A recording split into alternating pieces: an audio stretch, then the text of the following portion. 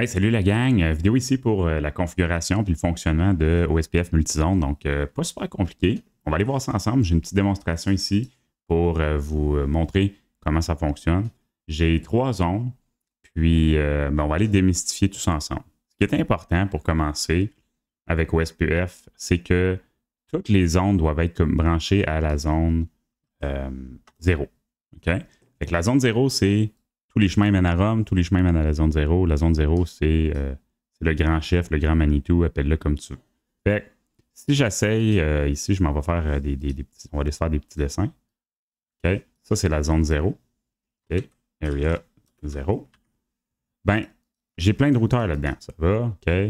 Je pourrais rajouter d'autres routeurs comme ça. Boum, boum. Hop, on va laisser faire. Je pourrais m'en rajouter d'autres. Bon, Area 0. 1. On en crée une coupe. OK. Et voilà. Fait que, mettons Area 10. Hein? Area 11. Area 42. C'est un beau chiffre, hein? 42, qu'est-ce que vous en pensez? 42. Puis Area 39. Bon. Fait que j'ai plein de zones. OK, je vais toutes les mettre ici. Puis comment marche OSPF? Puis pourquoi qu'on a des zones? Fait que ça, c'est la première des choses rapidement. Ben pour avoir, quand on a du OSPF, le problème qu'on a, c'est que si j'ai plein de routeurs, ils vont tous se parler ensemble indirectement au travers de leurs voisins. Fait que si, mettons, là, j'ai juste une grosse bulle dans ma topologie de gauche avec Packet Tracer, puis que tout ça est la zone 0. Ça, c'est la zone 0. Ben, R3 va partager à R1 ce qu'il connaît. R1 va partager ce qu'il a appris de R3 à R2. R2 va partager ce qu'il a appris de R1, qui a appris de R3 indirectement, dans le fond, à R4 et vice-versa. Fait qu'il faut qu'R3 il apprenne tout ce que R4 connaît par l'entremise de R1 et R2. C'est un travail à la chaîne, comme le jeu du téléphone arabe. Okay? Un peu comme le routage statique, mais à l'inverse. Au lieu de faire un chemin vers le prochain tronçon, si on apprend du prochain tronçon, ce qu'il a appris du prochain tronçon, ce qu'il a appris du prochain tronçon, puis je continue de même pendant des heures. Fait que c'est bien long, ça nous donne bien du fil à retordre, puis si on a trop d'équipements et trop de routeurs dans notre topologie, ça peut devenir vraiment, vraiment lourd au processus OSPF de faire son travail, parce que là, imagine que j'ai 10 routeurs dans ma zone 0, 10 routeurs ici, 10 routeurs ici, 10 routeurs ici, 10 routeurs ici. Fait que j'ai plein de routeurs partout avec plein de chemins possibles, plein d'entre-branchements, tout ça. Ça rend la topologie vraiment compliquée. Fait que si je fais le calcul, OK, on va faire un exemple, là. Je prends mon petit crayon. J'ai 10 liens ici, 10 routers, 20 liens, 20 links. Même chose ici, 10 R, 20 L pour link, 10 R, 20 L, 10 R plus 20 L et 10 R plus 20 L. Là, assumons que c'est toute la même zone. Tout ça, c'est la même zone. J'ai mis des zones, là, mais on invente là, que ça serait toute la zone 0 au final, là, avant qu'on ait décidé de changer pour des zones. Ben, si je fais le calcul, on va juste calculer le nombre de liens. J'ai 20 plus 20 pour la zone 10, plus 20 pour la zone 0, plus 20 pour la zone 11, plus 20 pour la zone 42. Fait que j'ai 100 liens. Si je calcule là, toutes les liens de toutes les zones ensemble, j'ai 100 liens. Fait que là, fais le calcul 100 liens au travers de tous les routeurs, puis j'ai essentiellement 10, 20, 30, 40, 50 routeurs. Donc, au total, OK, là, si on va au total, 50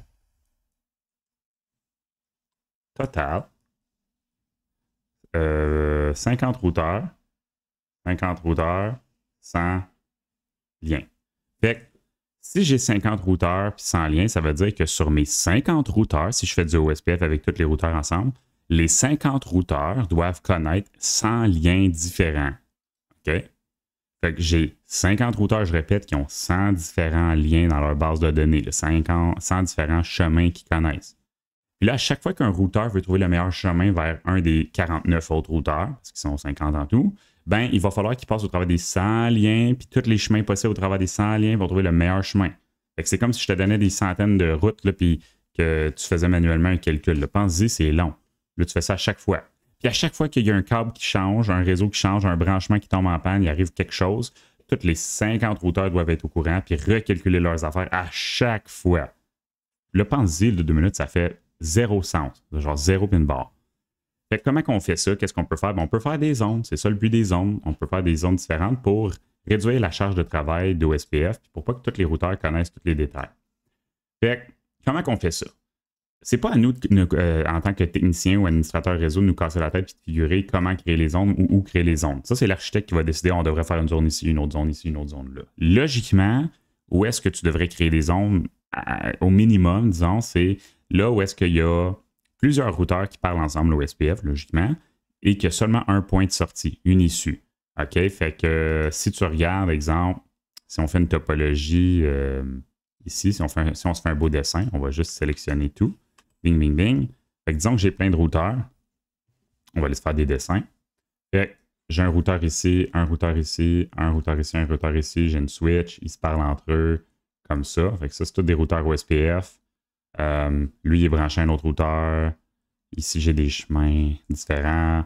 Puis ici, j'ai plein de routeurs, là. Mais ils passent tous par ce routeur-là. Là. 1, 2. Là, j'ai plein d'autres routeurs. Ça, c'est plein de routeurs. OK? Puis ça, c'est 3. Bon. Où est-ce que je devrais avoir des zones au minimum, logiquement? Ben, je devrais avoir une zone ici. OK? On pourrait appeler ça 51. Area 51. Hein? C'est cool, ça. On pourrait en avoir une ici, tout en haut. Ça serait Area 42. Puis on pourrait en avoir un autre ici, qui prend la moitié du routeur, comme ça. Puis ça serait Area 69. Hein? J'ai décidé que c'était ça. Puis on pourrait prendre le reste, le milieu. Ça serait Area 0. On peut y mettre une couronne, c'est le chef ou le shérif, appelle-le comme tu veux. OK? Puis on va l'appeler R0. On va l'appeler de même. Fait que tu vois, toutes les zones sont connectées à la zone 0. On respecte cette exigence initiale qu'on a dit avec les multiples zones. Puis, pourquoi j'ai fait des zones de cette façon-là? Ben regarde, tous les routeurs ici, là, les 3 routeurs, ils ont juste un point de sortie, c'est par le routeur 3. Tous les routeurs ici ont seulement un point de sortie, c'est par le routeur 2. Tous les routeurs ici ont seulement un point de sortie, c'est par le routeur 1. Fait que quand tu as seulement un point d'entrée ou un point de sortie, c'est une bonne place pour créer une zone d'habitude. Puis, ta zone 0 est où? Elle devrait être à peu près au milieu, c'est-à-dire à un endroit qui interconnecte toutes les zones. Fait que tu n'as pas le droit de faire ça. Okay, en passant, je ne pourrais pas faire ça de même. Puis là, je ferais une autre zone qui serait zone 404. Là, mettons A404. J'ai pas le droit de faire ça. Ça, c'est interdit par la loi de Cisco. Non, mais la loi de OSPF, on va dire. Tu n'as pas le droit de faire ça parce que je ne peux pas passer par une zone pour me rendre à la zone 0. Il faut que ça soit directement connecté. Zone 0 vers une autre zone ou une zone autre. OK? Fait que bon, on vient de comprendre les concepts, on vient de voir les règles, on vient de voir à peu près comment c'est fait. Maintenant, allons démystifier tout ça puis comment on configure ça. Fait que pourquoi qu'on fait des zones? Pour réduire la charge de travail. Qu'est-ce qui se passe en réalité puis comment je configure ça? Super simple. Je vais aller sur routeur 3, on va aller le configurer, j'ai mis mes adresses IP. Tout est déjà fait. Show IP Interface Brief, tu vas voir. J'ai mes adresses IP. J'ai donné 209.165.200.2 qui est l'interface qui va vers l'Internet. 10.13.02, 192.168, 30.1. Et là, qu'est-ce que j'ai fait? Ben, j'ai fait conft router OSPF, router OSPF 10. J'ai pris le processus 10. J'ai fait les commandes network. Network, pas 209, 10.13.0.0, 0.0.0.3, area. Ben là, devine quoi? La seule affaire qui a changé, c'est qu'au lieu de mettre area 0, j'ai mis area 51 parce que selon mon diagramme, le réseau ici, il fait partie de la zone 51. Fait que je fais ça, boum, 51. J'ai fait Network 592.168 30.0, Area 51. Vraiment comme pas trop compliqué. C'est vraiment, vraiment simple. On va aller la voir, la config show run. Regarde. J'ai fait Network 592.168 30.0, Area 51, Network 10.13.00.0003, Area 51. Puis j'ai fait Default Information Originate parce que c'est lui le routeur qui propage la route par défaut, ce qui m'emmène à un autre point. Il y en a qui vont me demander, je le sais, monsieur, la route par défaut ou la route par défaut qu'on propage dans OSPF, est-ce qu'il faut que ce soit dans zone 0? Non, la zone 0, c'est juste celle qui rattache les autres zones. Elle n'est pas plus spéciale que ça. Fait qu'on peut faire une route redistribuée par une Default Information Origin, donc une route par défaut redistribuée dans le OSPF, dans n'importe quelle zone, c'est pas grave. Tant qu'on fait Default Information Originate et que c'est bien configuré, ça va marcher. Fait pour routeur 3, vraiment pas sorcier. Routeur 1, qu'est-ce que j'ai fait? Show run, on va aller voir. J'ai fait Network 10.13.00, Area 51, fait que l'interface ici fait partie du réseau ou de la zone 51. Network 1012, qui est le réseau entre R1 et R2, ça fait partie de la zone 0, j'ai mis Area 0. Puis Network 192.168.10.0, j'ai mis Area 0. C'est une interface loopback, fait que je pouvais bien choisir où ce que je voulais mettre. Je l'ai mis dans zone 0 parce que ça me tentait. Puis routeur 2 et 3, qu'est-ce que j'ai fait? Ben, si on va sur routeur 2, très simple. Pas routeur 2 et 3, routeur 2 et 4. Show run, on va aller voir. Fait que regarde, tu vois, j'ai fait Network 1012, Area 0. Network 192.168.20, j'ai mis Area 0 pour lui aussi. Puis Network 1024, Area 42. Routeur 4, ben j'ai deux networks, les deux c'est dans la zone 42. Vraiment pas plus compliqué que ça. Puis une fois que tu as fait ça, ben si on regarde, je vais aller sur R4, mettons, justement. Regardons les résultats. Qu'est-ce que ça donne à la fin? Une fois que tu as configuré, la config est simple. Show IP route. Ben là, le routeur 4, qu'est-ce qu'il voit? Il voit des routes OSPF, mais il voit aussi des routes OSPF un peu bizarres. Hein? Ben en fait, il voit juste des routes OSPF bizarres. Regarde. OIA, OIA, OIA, OIA, OIA, OIA, OIA et OIA2. Bon, ok, bref. Fait que les OIA, c'est quoi? C'est des routes inter-zones, donc inter-area, fait que c'est entre les zones. Essentiellement, c'est ça les messages de type 3 que tu as vu dans les notes de cours, c'est les messages résumés. Fait que si je regarde la base de données d'R4, regardons ça. Show IP OSPF Database. OK. Qu'est-ce qu'il voit au IP OSPF Database Router? Fait que ça, c'est tout ce que la base de données du routeur 4 a dans son OSPF. Toutes les informations, tous les liens. Tu devrais tout voir. Alors, regardons ce qu'il connaît. Il connaît vraiment pas grand-chose, c'est vraiment pas excitant. Il connaît 192.168.40 qui est un réseau loopback à lui-même. Il connaît 10.24 qui est le réseau entre lui et le routeur 2. Puis il connaît aussi 10.24.00. Il connaît l'interface puis le réseau, un peu comme un réseau directement connecté. Puis l'interface. Fait que, un peu comme le C et le L au niveau du routage statique ou des interfaces d'un routeur. Fait que, il voit juste trois affaires. Son réseau, loopback, son interface, puis le sous-réseau auquel il appartient avec R2 qui annonce OSPF. Et là, on voit aussi les informations de l'autre routeur, c'est-à-dire routeur 2222, le routeur 2. Lui, il connaît quoi? Il connaît son interface à lui, puis le réseau auquel il appartient avec le routeur 4. Fait c'est juste ça qu'il y a dans la base de données. Je n'ai pas toutes les autres interfaces. Là. Si j'aurais fait cette commande-là, puis qu'on aurait eu juste l'Area 0, j'aurais vu routeur 1, tous les liens, routeur 3, la route externe, j'aurais tout vu. Mais là, on a séparé ça par zone, ça allège le travail, puis il y a moins de calculs à faire parce qu'il y a juste 3-4 affaires dans chaque base de données de chaque routeur parce qu'on a séparé ça en petites zones minuscules ici. Si je fais show IP OSPF Database, regarde, qu'est-ce que tu peux voir? Tu peux voir un résumé ici. J'ai deux routeurs dans la zone 42 que je suis. Ça, c'est mon router ID.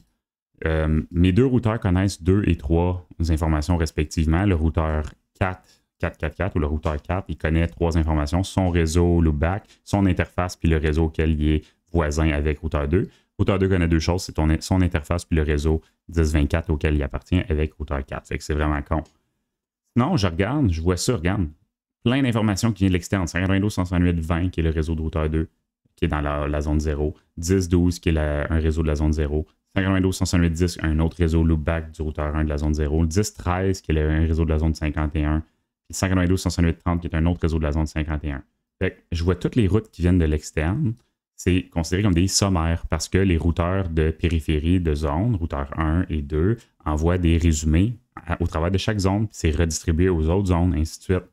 Et je peux voir aussi Summary ASBR, donc ça c'est le routeur spécial qu'on a vu dans les notes de cours, c'est-à-dire le ASBR, donc le routeur de périphérie, pas de zone, mais de OSPF. Et dans ce cas-ci, c'est R3. Pourquoi? Ben, routeur 3, c'est lui qui redistribue une route externe qui fait du routage autre qu'OSPF. Il est comme à la périphérie, la limite, là, à l'azur, dans le fond, là, de l'OSPF. Puis il parle au fournisseur d'accès Internet via une route par défaut qui l'a propagé dans OSPF. Et je peux voir le message de type 5. Fait que ça, c'est le message de type 4 qui identifie la SBR. Et ça, c'est le message de type 5 qui nous identifie la route par défaut redistribuée. Et ça, routeur 4, il voit tout ça en faisant show IP route. Wow, fantastique. C'était pas compliqué, hein?